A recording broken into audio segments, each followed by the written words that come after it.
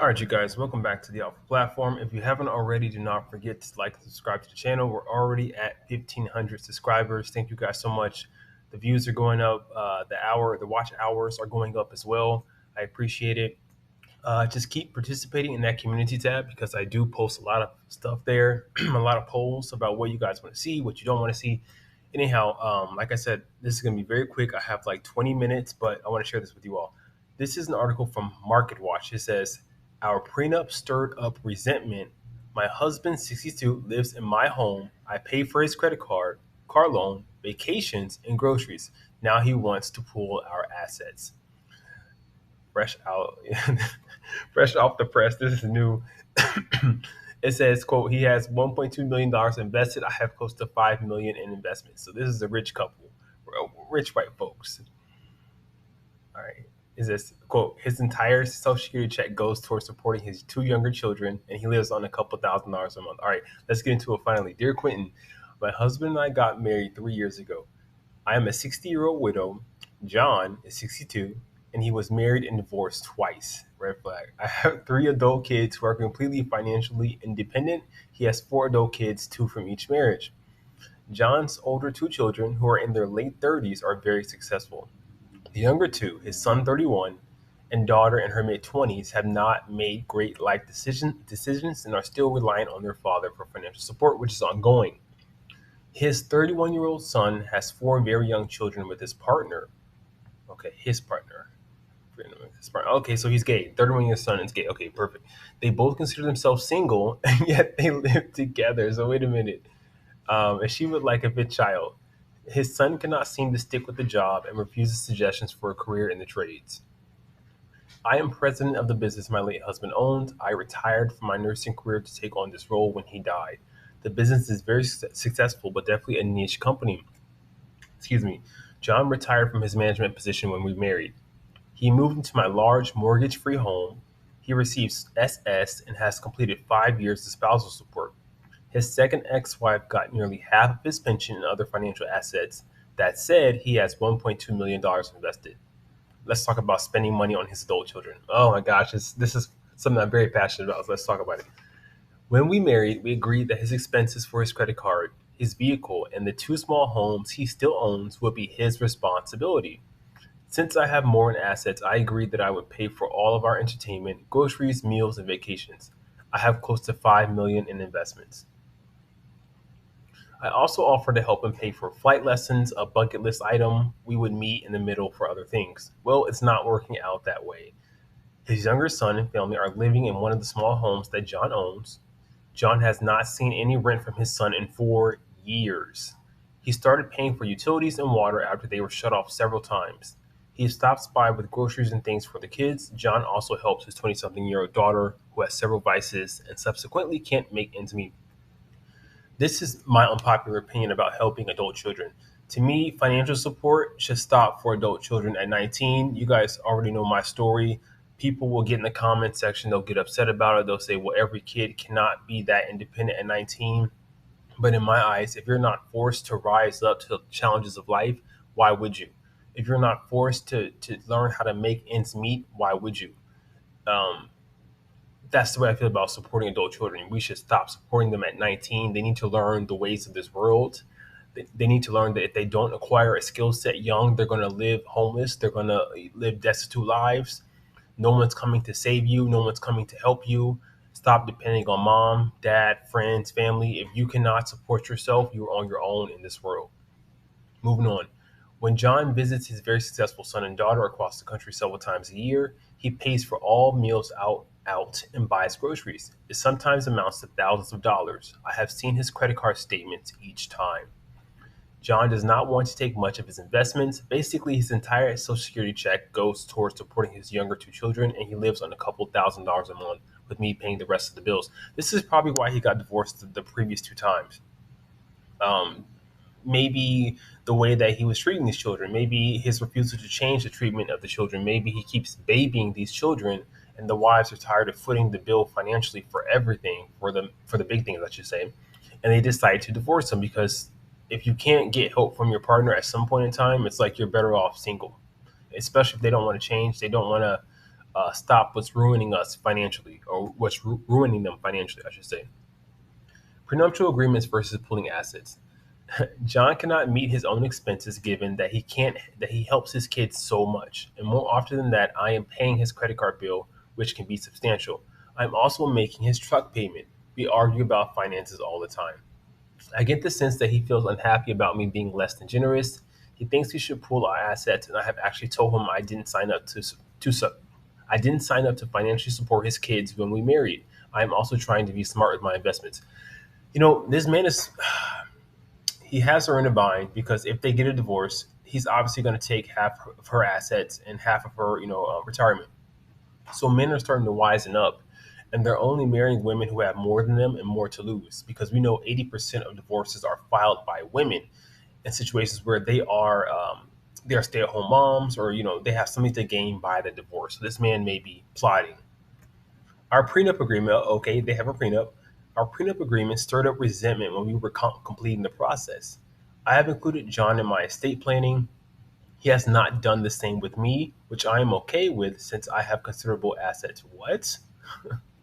I think it's only fair if someone puts you in their estate plan as your spouse and you don't do the same for your estate. What are you planning to? Oh, I know what he's planning to do. He's planning to leave all that stuff to his children, not his wife. He's planning to just leave everything to his children, which is wrong. Like, you need to consult your partner, especially if they're footing the bills for you to be able to provide this much money to leave behind for your young children who don't deserve it. We are seeing a counselor with little resolution. I see no end in sight to the situation. Anything I say seems to be the wrong approach. It builds further resentment from him and results in him saying I don't like his kids and I am selfish. Wow. But he needs to remember his kids are his kids. Like, these are his financial responsibilities, not hers. And this is another reason why I kind of talk to parents. Like, if you're gonna have a child with someone, you need to stick with that parent, no matter what the situation is, because step parents and step wives and husbands, they don't want those children. They are not their children. They don't feel invested in those children. They don't want to spend their money on those children, and why should they have to?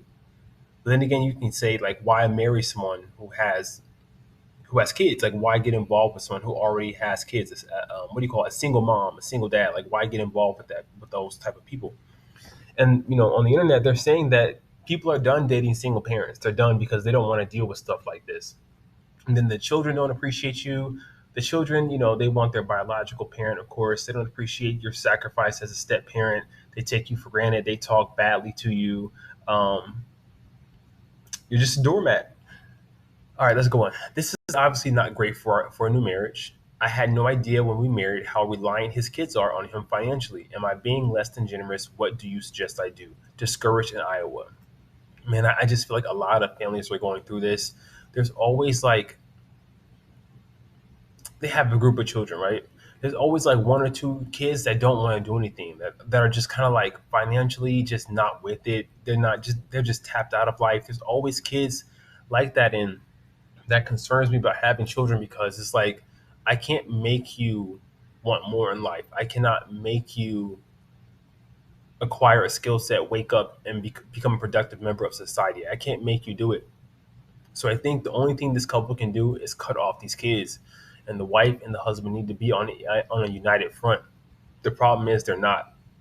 He views his money as his money, and her money is their money. All right, let's see what's going on. I'm gonna read this very quickly because again I don't have much time. This is what the author says. Dear Discouraged, sometimes the clue is in the question, or in this case the headline. You wanted a husband, not a dependent. At this time of your life, as you glide toward retirement with 5 million in investments and look forward to less pressure financially and a stable life emotionally, John has brought disruption rather than peace. You are essentially a newlywed and you are in your 60s. The kinds of financial responsibilities John has taken on, and this is key, passed on to you means you may as well be newlyweds in your 20s and 30s. Every bill results in ill will due to his bad financial habits. You, of course, must take some responsibility. Given that you have given him so much to begin with, generously, I should add, you are, for better or worse, enabling him to spend his set Social Security, SS checks on his kids while getting you to supplement the rest. Exactly, that's what we just talked about. He's spending, his personal money on his kids, and she's taking care of everything else. When you marry, you made a commitment to love and honor each other, and you came to an agreement about expenses. But I also believe when you take those vows, that doesn't mean you just put up with your spouse's behavior like the other person. You have to meet in the middle. Both parties have to change. Like one person can't be so stuck in their ways, and the other partner is doing all the changing and all the compromising. That can't happen. That's not a commitment to love and honor each other. Both have to love and honor each other by changing and meeting in the middle. All right. And although this may sound harsh, he did lie by omission. That is a lie. Like when you forget to, or when you don't tell someone something, or you purposely withhold information, that is a lie by omission. He may have revealed his assets, but he did not reveal his hidden financial obligations to his kids. You worked in nursing, a vastly underpaid profession, and yet you have 5 million in investments, while John has 1.2 million. These are both rich people. I don't know how the mixture of inheritances or savvy estate planning involved in either of these scenarios, but you shouldn't be penalized for having more money. His advice is pretty long. I'm not going to read all that. Let me just go to the comment section because I pretty much agree with what this dude is saying. Um, she should set up, some sort of boundary where he's forced to help with his household with her and not support these adult children who don't need to be supported. Okay, let's check out the comments. Just a second.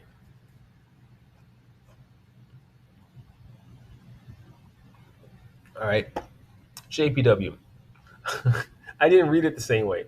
I read it as it is not John's company that she runs, it is her departed husband's company. As they are arguing about money all the time, he already knows her expectations. If I were her, I'd get a divorce and move on. Okay, Vera Newman says pretty much what I was going to write. I'd 100% be leaving that mess. He is not going to stop supporting his younger kids, and he's using her for her money. All right, let's see what Michael H says. Good. She has had the sense to insist on a prenup. I guess you're right. She should not allow, under any circumstances, this guy to talk her into changing the terms. The marriage is already rocky. If it is based on something more than cash flow, it will last. If not, good riddance. It appears he already made up his mind and wants to change the arrangement and is using the marriage as a lever. Tell him flat out no to combining assets, and if he pushes it further, he will be paying for his own truck and other toys. Aren't you guys' last comment? This is by Jude Elliott. It says, I think it's obvious why his two previous wives divorced him. That's what I just said. I told you guys it's obvious.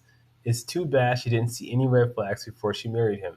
It's very clear that the situation is going to get worse before it gets better. She needs to see a divorce lawyer sooner than later. Yeah, man, this man's not going to change.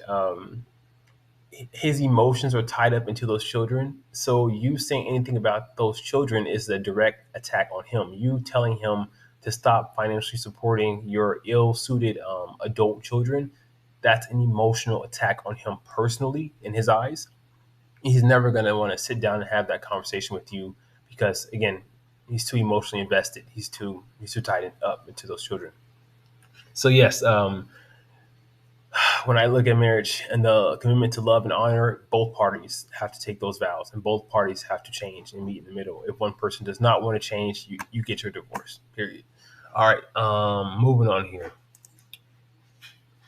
I'm going to read this article on retirement because retirement is very important and we're going to be in big trouble coming up. Last one. Majority of Americans over 50 worry they won't have enough money for retirement, a study says. And this is from USA Today. An increasing number of people are worried that they won't have enough money to live comfortably in retirement, and men aren't as financially secure as they once were, according to an annual survey from the AARP. This was conducted in January and released in April, including interviews with more than 8,300 Americans over 30, oh, they didn't write this right, across 30 states in the country. The survey aims to analyze the financial experiences and attitudes among Americans. One of the survey's biggest findings is that 61% of those 50 and up are worried they won't have enough money for retirement. Let's talk about that. Because my husband's mom is over 50, my mom's over 50, they're in the same age category. And we always talk about we're going to end up having to take care of our parents in retirement because I see both of them spending to infinity and beyond. Like they just have no care in the world about retirement. I've tried having conversations with my mom about retirement, and sorry for laughing, you guys. She says to me, "Man, I need to start saving. I need to start saving." But I'm thinking in my mind, Mom, it's too late. Like retirement age is what is it, 62? Retirement age in the U.S. is 62. In your 50s, you are a senior citizen. 55 is like senior citizen age. So it's too late to make up all these retirement gains in roughly 8 to 10 years. It's too late. You have to start in your 20s, your 30s at the latest. Um, so yeah, we're gonna see a lot of people that are just down bad, like doing really bad in retirement. People are not having children anymore. So who's gonna take care of all these people? The government is gonna have a lot on its hands with so many people retiring with nothing. Okay, going on. If you break those numbers down even more, 1 in 5 of people who have not retired have no savings at all. That is crazy. 1 in 5 of people who have not retired have no savings at all. Wow. No savings. I cannot imagine living with no savings. Like I've done it before, but I was younger. I was in my 20s and not having savings. Like, anyhow, among retirement savers who are 50 and over, it's a growing number compared to last year that don't expect that they will save sufficiently if they continue at the current rate that they save. Those numbers should be a wake up call for all of us, she said.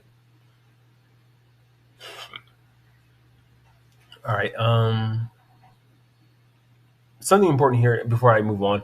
It says today, almost half of those who are in the private sector workforce, and that's 57 million workers, don't have the option to save for retirement through their work. So why isn't their employer offering a retirement plan? And if your employer is not offering one, you can get one yourself. You can get a Roth IRA. You can get a traditional IRA. You can find those options at your local bank. So you just need to be, savvy and really take ownership for your life. People who have access to retirement plans are more likely to save, she said. Talking about inflation. Let's talk about what's going on with men because I want to get. Oh no, no, no. This is important. The credit card balances. Oof. Okay. After this, I'll get to the men. Many people also have month-to-month balances on credit cards, she said. According to researchers, listen to this. The average amount of credit card debt carried from month to month increased from $7,538 in January 2023 to $8,169 in January 2024. And you guys, it is May 2024. Can you imagine the credit card balances being carried over? Like I was in credit card debt, I would say last year for my tenants. And just having that debt was, it was a burden you felt every single day.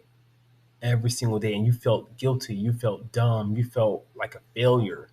So do whatever you need to do to get rid of that debt, whether that's take a second job, a third job, cut back on expenses, but you need to tackle that credit card debt. Okay, let's read some stats about men and then I'm out of here. 40% of men are worried about basic expenses, up from 33% in January 2022. 42% of all men aged 30 and up describe their financial situation as only fair or poor, up from 34% in January 2022. 43% of men carry a credit card balance, up from 38% in January 2022. And last one, 62% of men have emergency savings today, down from 69% in January 2022. So, like, people are not doing as well financially, including men. Um, yeah. Let's see if you have any comments before I get out of here.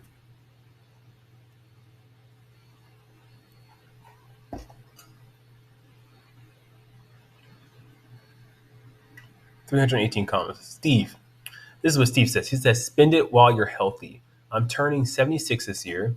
All kinds of health issues are causing me to cancel expensive vacations that I am unable to handle because I can't walk far and I'm in pain. We were saving Europe. We were saving for Europe and Middle East destinations for retirement. But when you are not in good health, these places are not where you want to go in a wheelchair. Go while you most able. Go while you most able, but don't ever tap into retirement savings. So basically, you need to try to live your life while you're young and healthy and not work so much and try to have all these bucket list plans to accomplish in your 70s because it's not going to work out due to your health. Let's see here. Let's see what Ansel says, and I'm done. The high cost of living, inflation, out of control premium hikes, car insurance, homeowners insurance hikes, out of control government spending, unnecessary wage raises are some of the reasons why nobody can have a joyful retirement. I wouldn't say that.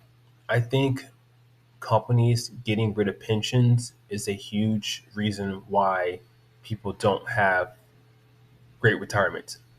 Um, for some reason, us humans, we're not very good about saving for the future. We don't really think about the future as much as we should, and that costs us big time in the long run. Most of us are only thinking about how can I be happy today? What can I do to be happy now? Um, Most of us are not even thinking about retirement. I am. I'm constantly thinking about my investments, retirement. Um, I need to make sure that I can take care of myself. That's just the way I was raised. Like I didn't have people that I could depend on. I couldn't depend on my parents. I had to learn how to be independent. Um, and if no one's going to be there for me, I need to know that I can support myself. Period. No matter what happens, I have to be okay. And I think I'm gonna always feel like I'm gonna be that way.